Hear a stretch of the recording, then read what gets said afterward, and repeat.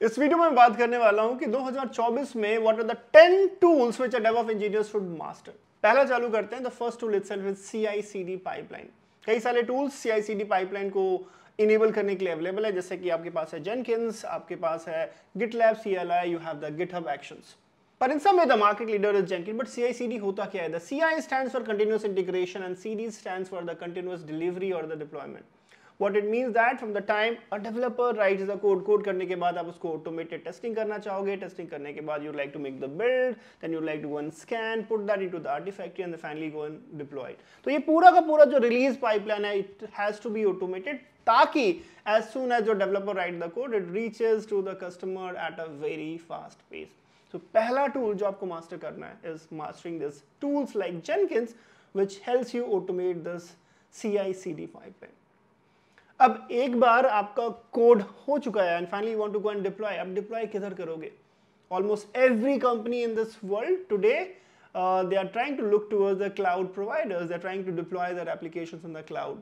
तो अगला टूल जो आपको मास्टर करना चाहिए if you want to become a seasoned DevOps engineer is a good hold of cloud concept. It can be AWS, it could be Azure, it could be Google Cloud. Concept almost similar होते हैं। तो you have to understand कि कैसे application accessibility होती है, कैसे you go and deploy, what are the virtual servers, what are the virtual machines, what are the configuration management tools. So you need to have a good understanding of the cloud ecosystem because it will go a long way when it comes about deploying your applications to the cloud. अब बात अगर deployment आई तो how do we go and deploy it? How we package the application ताकि उसको आसानी से आप एक वर्चुअल सर्वर, एक वर्चुअल मशीन क्लाउड पे आप डिप्लॉय कर सकते हो। एक एप्लीकेशन को डिप्लॉय करने के लिए उसको चाहिए होता है राइट सिस्टम लाइब्रेरीज, उसको चाहिए होता है करेक्ट एनवायरनमेंट, उसके पास चाहिए होता है code and all the supported libraries. Some time आप जिस मशीन पे काम कर रहे होते हैं वो एक दूसरा ऑपरेटिंग सिस्टम होता है, आप जब सर्वर्स पे डिप्लॉय करते हो इट एनवायरनमेंट डजंट मैच। तो इन चीज़ों को पैकेज करने के लिए ताकि आपका कोई भी ऑपरेटिंग सिस्टम हो जहाँ पे आप डिप्लॉय करना चाहते हो आपका application, it works without many issues. There is a concept called as containers which is making rounds in the world today. Yes, the next tool that you need to master is Docker या फिर containerization with the help of which you ensure कि does not matter कि आप किस operating system में अपने application को deploy करें, उसके पास वो सारी चीजें होंगी ताकि आपका एप्लीकेशन भले आप विंडोज पे रन करो, लिनक्स पे रन करो या मैक पे रन करो, वो अच्छे तरीके से रन करे हर एक एनवायरनमेंट पे। ना आज की डेट में अगर मैं चाहूँ कि मेरा पूरा का एप्लीकेशन एक कंटेनर में, एक डॉकर कंटेनर में चल जाए, it's not possible because every company today is trying to scale up massively. दूसरा, अगर मैं एक के बदले मल्टीपल कंटेनर्स बनाना चाहता हूँ, सारे कंटेनर्स को कॉन्फ़िगर करना, रन करना, अगर वो डाउन है तो उसको रिप्लेस करना, if I want to do it manually, it was very operational heavy task. Thirdly, आज के डेट में the loads are very ephemeral, कभी लोड काफ़ी ज़्यादा, कभी लोड काफ़ी कम, and in that case you need to make sure that the number of containers which is running has to be scaled up and scaled down automatically. इन सारी चीजों को automate करने के लिए, इस क्लस्टर ऑफ कंटेनर्स को maintain करने के लिए आज के दिन में आपको एक अनदर टूल मास्टर करना होता है which is called as Kubernetes. तो Kubernetes ensures that you are able to elastically scale up and down. It helps you in getting the auto healing capability कि अगर आपका हेल्थ डाउन है किसी container का, it could be automatically get replaced and it ensures that your application is available all the time. Fair enough. तो हमने Kubernetes को समझ लिया है। Now with the help of Kubernetes and Docker, I know that कि मेरे पास हजारों ऐसे कंटेनर्स होंगे जिसमें मेरा कोड लग रहा होगा। There will many servers in which my code will be running. Now अलग-अलग सर्वर्स के अपने लॉग्स होंगे, उसके अपने इवेंट्स होंगे। If something goes wrong, how do I go and monitor it? How do I ensure that when something happens, I am able to automatically be alerted और मैं उस पर कुछ actions ले पाऊँ? इसके लिए in the world of Kubernetes, one tool which is highly making rounds is Prometheus. तो अगला टूल जो आपको मास्टर करना चाहिए if you want to become a seasoned DevOps engineer is Prometheus. Prometheus के 3 पार्ट्स होते हैं। पहला part Prometheus server which is used to collect the logs. दूसरा पार्ट होता है अलर्टिंग का ताकि कुछ भी अगर गलत हो it gives you the alerted message. And तीसरा is for the dashboards and the visualization. For that they make use of Grafana. So Prometheus today is a very powerful tool to ensure that you are all set for monitoring the logs across thousands of the servers. अभी तक हमने कई सारी चीजें already देख ली है, CI/CD pipeline, so many Docker containers, Kubernetes, फिर एक मॉनिटरिंग सिस्टम उस पर अप्लाई करना। What it means that कि एक पूरा का पूरा DevOps environment इंफ्रास्ट्रक्चर सेटअप करने के लिए you have to configure hundreds of the machines, उसके ऊपर मॉनिटरिंग सिस्टम डालना, ये एक complex job. But what if suddenly someday, because of some reason, the whole cluster goes down and you have to redo all that stuff?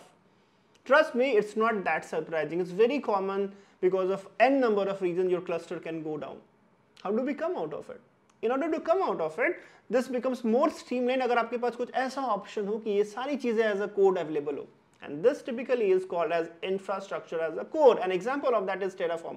ये आपको allow करता है कि in the situations where the cluster goes down, ये सारी चीजें as a code as a script आपने लिख रखी है, इसको आपको just execute करना है and will ensure that the initial state is again reinstated. वो सारा configurations जो आपने पहले किया हुआ है उसको आपको फिर से manually करने की जरूरत नहीं है. You will run the script and will get started. So infrastructure as a code is a very strong concept, a very important tool like Terraform. आज के DevOps engineers उसको definitely करते हैं to ensure that there is a minimal downtime when the cluster goes down. The seventh tool that you need to master is another called as Ansible. Ansible क्या है? Now ये जो पूरा DevOps pipeline आप बना रहे हो, you will be using hundreds of the servers to run your code. अब मान लीजिए आपको कोई एक security patch डालना है या फिर you have to do some kind of updates at the operating system level. Now in that case, अगर हर 100 of the machines पे you have to go and manually SSH and then make those updates, this is a very tedious task. And दूसरा it is error prone also. In order to automate all these chains ताकि आप एक script run करो और सारे machines पे ये जाके ऑटोमेटिकली अपडेट हो जाए, there is a very important tool called as Ansible. So Ansible is another very handy tool when you like to update thousands of the servers at the same time with some kind of updates that you like to bring to the table. अभी तक जितनी भी बातें हमने करी, infrastructure as a code, configuration as a code, the code to write the entire CI/CD pipeline, what we understand is that we have to write a lot of code. So the eighth tool that you need to master ताकि ये सारा code आप अच्छे से लिख पाओ एक organise तरीके से is that VS Code. VS Code today is a very strong, lightweight and easy to use code editor which will make all your life of the DevOps much easier. जितनी भी चीजें हमने यहाँ पे बात करी है, there is a designated plugins available in the VS Code which can help you write these things efficiently. The ninth skill that you need to definitely master is called as version control. Sir जब आप industry में काम करते हो, you are not working alone. You are working with your colleagues, your teammates. और जो कि individually they will be working on certain piece of the code which you would like to collaborate. और एक बार आपने जब कोड लिखा है, it has to be go to the remote repositories for the backup. आपको ये भी ध्यान में रखना होगा कि कौन से वर्जन में क्या चेंजेस जा रहे हैं ताकि if something goes bad you can go back to the previous version.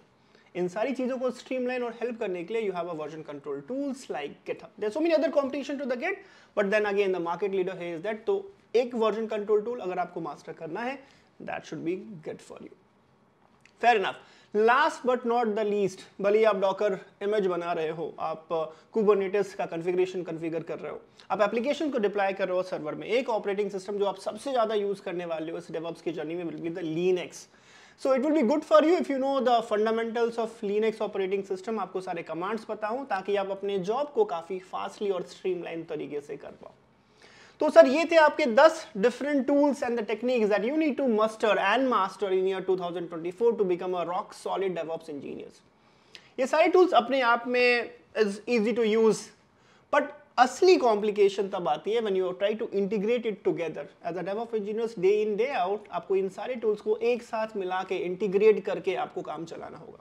And that's where the PW skills comes handy. हम आपके लिए लेके आ रहे हैं एक amazing, world's most affordable but the best course on the DevOps where we'll teach you everything around the DevOps and cloud ताकि ये सारे tools को आप अच्छे तरीके से समझ जाओ, practical तरीके से समझो and you are ready for the industry.